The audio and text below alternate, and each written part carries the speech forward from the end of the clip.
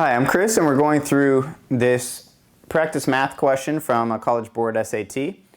Here we have a triangle shown with points A, B, and C.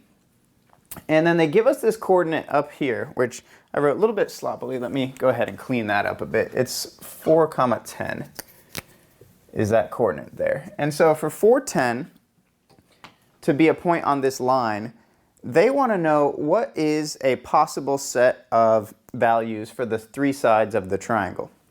And we see we have 2, 5, root 29, 2, 5, 7, 3, 3, and 3, root 2, 3, 4, 5, and 4, 5, root 41 as our 5 answer choices. So what we want to appreciate about this is that as long as points are shared on the same line, like point A, point B, and the point with the known coordinate in this example, that means that the slope between all of those points is going to be the same. They lie on the same line, and therefore the same slope will tell you the relationship between each. So this value here of 410 for this coordinate tells us that that is going to be our way of figuring out the slope. We pass through the origin, which we see over here, and then we go over 4 and up 10. So our rise is 10, and our run is 4. And when you put rise over run for slope, that means our slope is 10 over 4, which reduces to 5 over 2.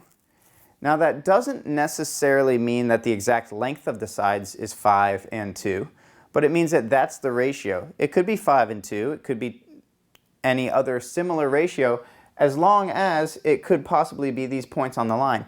We know that the run has to be less than 4 because for A and B, we see that this actual side length is smaller than the horizontal distance from the origin to point 4. And if we drop a line down there, we can kind of see the larger triangle to make that a little easier to visualize. We know that the size of line BC, or segment BC, has to be less than 10 because we know it doesn't rise up that tall. And we know they have to have the ratio of 2 to 5. So let's take a look at our answer choices and see what we could work with there. Okay, well we said 2 and 5 are a possibility, so we can leave A and B on the table.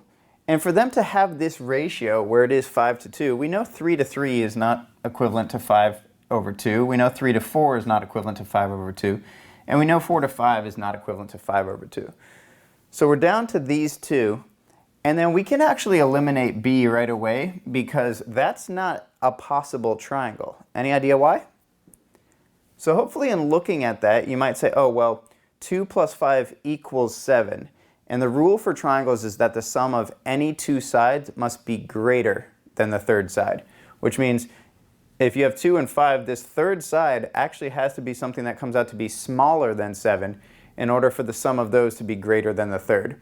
So that allows us to eliminate B, and we're left with answer choice A for this question. And just to show you how that might work, if this has a length of 2 and this has a length of 5, if you go to solve using Pythagorean theorem, 2 squared plus 5 squared equals c squared. That would be 4 plus 25 equals c squared.